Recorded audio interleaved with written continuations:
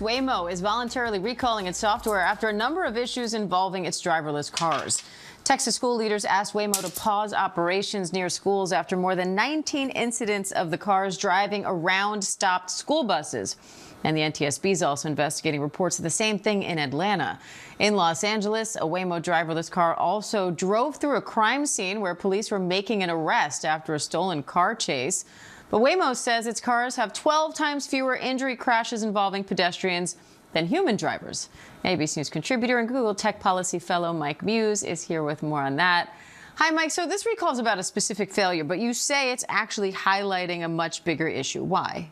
Yeah, because Waymo and the autonomous vehicle still need to go through more testing. So it's just not about all the incidents you outlined, but it has to go in terms of the predictability dynamic of these autonomous vehicles. Can they predict when pedestrians are crossing? Can they predict when a car is about to enter the intersection? Also, too, can it learn the rules of the road, like the right-of-way, right? Stopping in school zones when buses are crossing. And so what this is showing us that this car still has so much more to go. But Diane, that's technology at its best. If you look at even an example of this, use the iPhone. You have iPhone 1, 2, 3, 4, 5, 6. The iPhones keep getting better and improving over time with every iteration. You look at ChatGPT, we are currently on multiple iterations of ChatGPT. Gemini, we are now at 3.0. Every new tech-based entity always iterates onto itself, learns from its mistakes, and gets better over time. That's what we need to expect from Waymo, but that doesn't mean we let them off the hook. We still have to ask them questions about how they're training their vehicles. Yeah, it does feel a little scarier when the tech you're talking about is literally driving around with the potential to hit, injure, or kill someone. So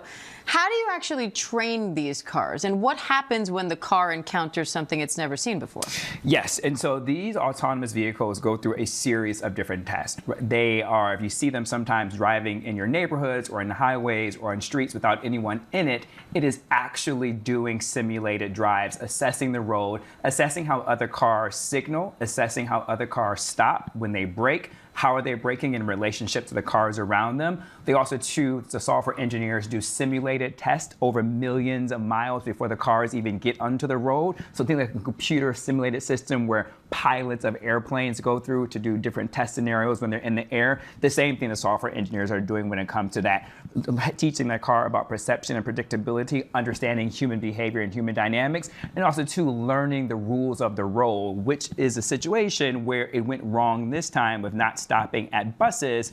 But what Waymo does in that moment is they issue software updates in order to teach the autonomous vehicles the new rules that it needs to adhere to. Now, Waymo says its cars are still safer than human drivers. What's your response to that? Does the data back that up? The data does back that up. You have fewer incidents from autonomous vehicles than you do where humans are at the wheel. And if you think about it, it makes sense because of the fact that Waymo takes out the human element. Humans are often very distracted, texting while driving. There's fatigue that humans have. The humans may have emotional-based reaction, think road rage. And so when you have road rage and you're driving emotionally, you may make irrational-based decisions. A computer and a robot doesn't have those emotions. It doesn't have fatigue. And so in that instance, it makes autonomous vehicles much more safer than humans, but that doesn't mean that humans are still wrapping their minds around what the data suggests. Humans are more likely to forgive an incident when there is a harm done at the hands of a human driver versus when there's harm done for a robot.